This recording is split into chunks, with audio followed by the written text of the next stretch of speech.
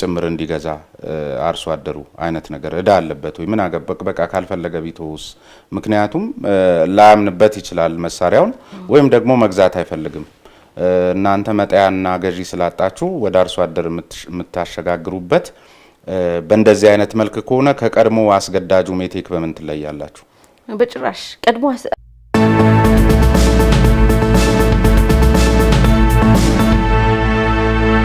ጤና ይስጥልን የተከበራችሁ ተመልካቾቻችን እንደምን ሰንብታችኋል? ከዋልታ ቴሌቪዥን በየሳምንቱ በዚህ ሰዓት ወደ እናንተ የሚደርሰውን የነጻ ሀሳብ የውይይትና የክርክር ዝግጅታችንን የዛሬውን ጀምረናል።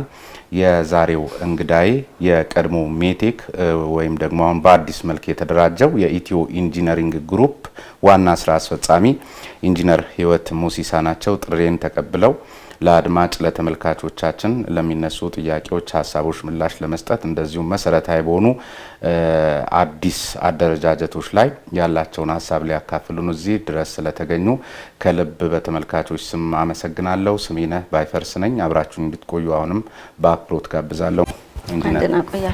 ሜቴክ በፊት የብረታ ብረትና ኢንጂነሪንግ ኮርፖሬሽን የሚባል ተቋም አለ። በመላው ኢትዮጵያውያን ዘንድ በተለያየ መልኩ ይታወሳል። በተለይ ከብልሽት ጋር በተያያዘ ከብልሹ አሰራር ጋር፣ ከሙስና ጋር፣ ከዘረፋ ጋር ማአት ብዙ ከግዙፍ ፕሮጀክቶቻችን ጋር በተያያዘ በብዙ መልኩ ይነሳል። እንግዲህ በአዲስ መልክ ለማደራጀት እንቅስቃሴ ከተጀመረና ኃጢያቱ ሲነገርለት ከቆየ ወደ 2 ዓመት ይሆነዋል። ከባድ መስሪያ ቤት ግዙፍ መስሪያ ቤት ይመስለኛል። መልሶ የማደራጀት ስራው እንዴት ነበር? አሁንስ አይከብድም ወይ? ሀብትና ዕዳችሁ ተለይቷል ወይ? ምን እየተሰራ ነው? አሁን እንግዲህን ሁልጊዜ የሱን ኃጢያት ከመናገር በዘለለ አንድ ነገር ማሳየት ይጠበቅባቸዋል የሚል ሀሳብ ይነሳል። ምን አየን? በተለይ በግዙፍ ፕሮጀክቶች አካባቢ ምን ሰራ? አጠቃላይ እስኪ መልሶ የማደራጀት ስራው ላይ የነበራችሁ ሚናና አሁን ያለበት ደረጃን ከዚህ ብንነሳ ጥሩ ይመስለኛል። በዋነኝነት በሲቪል ተቋማት ማስፋፋት ፕሮጀክቶችን የመቅረጽ እነዛን የማስፋት ጨምሮ በወታደራዊም ደግሞ የሀገሪቱ የመከላከል አቅምን ለማረጋገጥ የሚያስችል ተጨባጭ ጥናት እያጠና ኢንዱስትሪዎችን እያሰፋ ይሄዳል በሚል ነው እንግዲህ በመነሻነት የተዘጋጀው። ይሄ እየሰፋ ከሄደ በኋላ በርካታ ችግሮች አጋጥመውታል። ይሄ ሁሉ ሲሆን መዋቅሩን አንዴም ሁለቴም ሶስቴም እየፈተሸ መሄድ ይጠበቅበት ነበር። ሀብቱን በአግባቡ እያጠራ መሄድ ይጠበቅበት ነበር።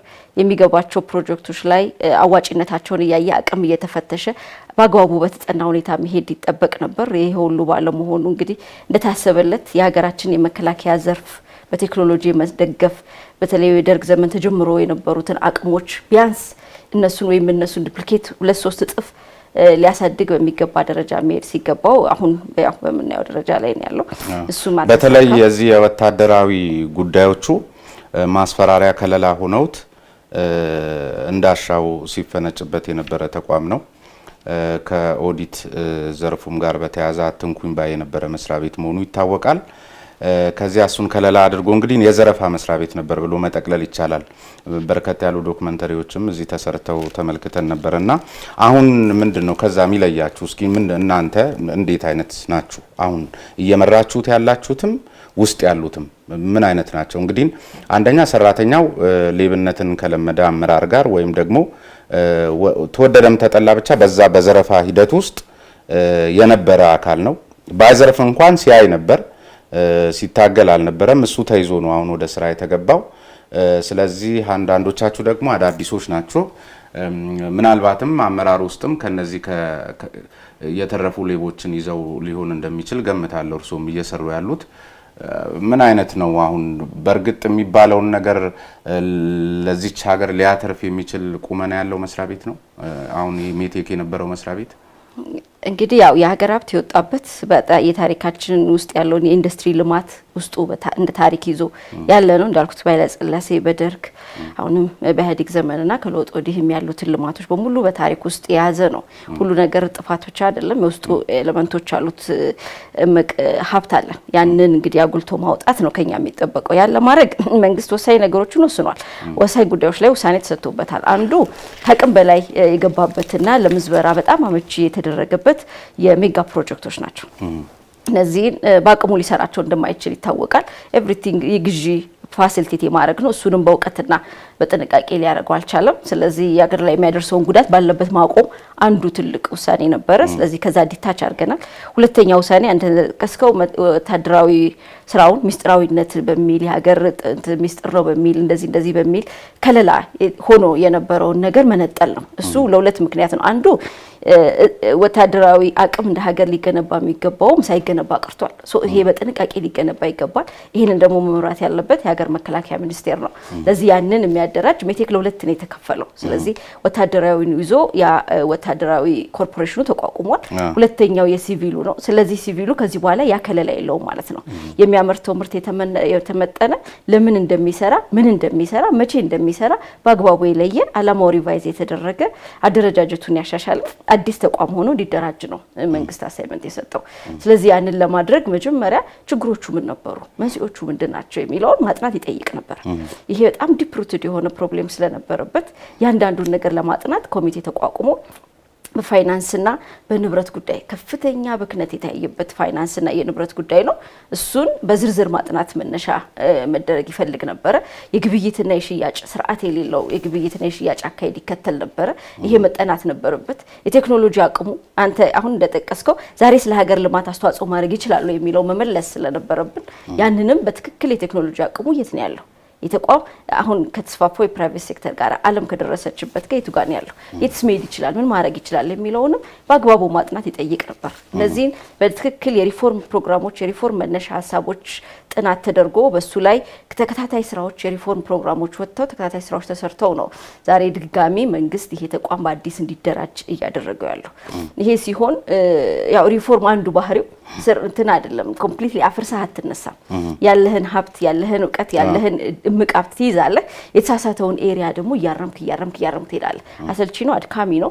ግን ደግሞ አፍርሶ እየተነሳ ብዙ ስህተቶች ሰርተናል። ይሄ ተቋም ብቻ ብዙ ታሪኮችን ያሳየናል። በኃይለሥላሴ ጊዜ ጀምሮ የነበሩት ኢንዱስትሪ የቆጠቆጡት እሳቤዎች በደርግ ምን ሆኑ፣ በደርግ የጀመሩት የቆጠቆጡት እሳቤዎች ቀጥሎ ምን ሆኑ ያለን ስናይ ይህንን መድገም የለብንም። ስለዚህ ውስጡ ያለውን አቅም ውስጡ ያለውን እድል እንደ እድል ወስደን ስተቶችን ደግሞ አንድ በአንድ ለቅመን ማለት ነው። እስቲ ምን አዲስ ነገር መጣ እንትኑ ነው አሁን የዚህ የህዝብ ግንኙነት ስራችሁ እሱን ይመስላል። በተግባር ግን እንደዛ የማይመስሉ ነገሮች ደግሞ ይታያሉ። አንደኛ ምናልባት መደበቂያ እንዳታረጉት የድሮውን ሜቴክ ማለት የሚጠበቅባችሁን የስራ ውጤት ሳታስመዘግቡ ስትቀሩ በፊት የነበረ የፈረሰ ተቋም ይዘን የተነሳን የሚል አይነት ነገር እንዳይመስል። ምክንያቱም ያን ተቋም አንድም ነገር እንዳላደረገ ለዚች ሀገር ምንም እንዳላበረከተ እንደው ቢያንስ እንኳን የዚህ የቴክኖሎጂ ሉዓላዊነታችንን ያረጋገጠ ተቋም መሆኑ እንኳን የማይወሳለት መሆኑን ነው በዚህ 2 ዓመት የተመለከትነውና አንዳንድ ቦታ ላይ ሙሉ ለሙሉ ስታጠለሹት አሁን እርሶ በገለጹት መልክ የማትገልጹበትም እድል አይተን ነበርና ምን አዲስ ነገር አመጣችሁ? እስኪ አሁን በዚህ 2 ዓመት ውስጥ ምን አተረፋችሁልን ለዚች ሀገር? ምንድን ያደረግነው በዋነኝነት ለዚች ሀገር ከፍተኛ የወጪና የእዳ ሶርስ ነበር ይሄ ተቋም። ስለዚህ ወጪ መቀነሱና ወጪ ማቆሙን እዳውን ማቆም በነበረበት ያንን ጥፋት ማቆም አንድ ትልቅ ስራ ነው የተሰራው። ስለዚህ ያ ጥፋት ባለበት ቆሟል። ከዛ በኋላ ደግሞ ያለውን አቅም ደግሞ አደራጅቶ ኮንሶሊዴት አድርገን ደግሞ በድጋሚ መነሳት ነው። ስለዚህ ያንን ኮንሶሊዴት ለማድረግ ማጥናት ይጠይቅ ነበር። ይሄ ተቋም እንደምታውቀው ምናልባት መረጃው ካለ የውጭ ኦዲተር ኦዲት አድርጎታል፣ አስደርገናል፣ ኦዲት ተደርጓል። ከ2003 እስከ 2009 ኦዲት ሪፖርት ወጥቷል። ዲስክሌመር ነው የወጣው ሪፖርት። ይሄ ምንድነው? ምንም አይነት ኢንተርናል ኮንትሮል ሲስተም ያልዘረጋ በስርዓት ያልተመራ ተቋም ስለሆነ ኦዲት ለማድረግ ኦዲት ኦፒኒየን በግልጽ ለመስጠት ያስቸግራል። ሪሲቨብሎቹ፣ ተከፋዮቹ፣ የገንዘብ እዳዎቻችን በሙሉ ምንም አይነት የፋይናንስ ስርዓት ያልተከተሉ ውስጥ አሰራራችንም ያንን ያልጠበቀ በሰው ሀብትም በንብረትም በሁሉም በጣም ብዙ ችግሮች ያሉበት ተቋም ስለነበረ ይሄንን ነገር ካለበት የዚህ ጉዳይ ማውጣት የግድ ነበር። ይሄን ለማድረግ ዝርዝር ጥናቶች ያስፈልጋሉ።